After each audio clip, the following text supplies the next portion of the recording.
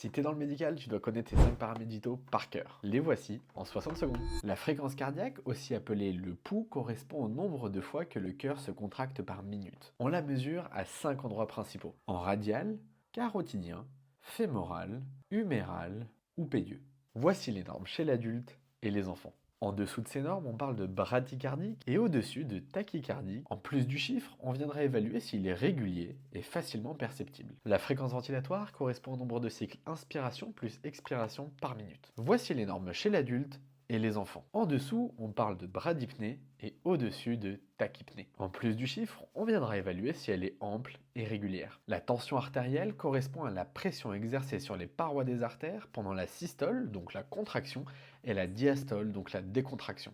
Chez l'adulte, elle est considérée normale à 120-80 mm de mercure. Quand elle est basse, on parle d'hypotension. Quand elle est élevée, on parle d'hypertension. Pour lui donner du contexte, il sera important de demander à la personne sa pression habituelle. La saturation ou SpO2 indique la quantité d'oxygène transportée par les globules rouges et est normalement supérieure à 95%.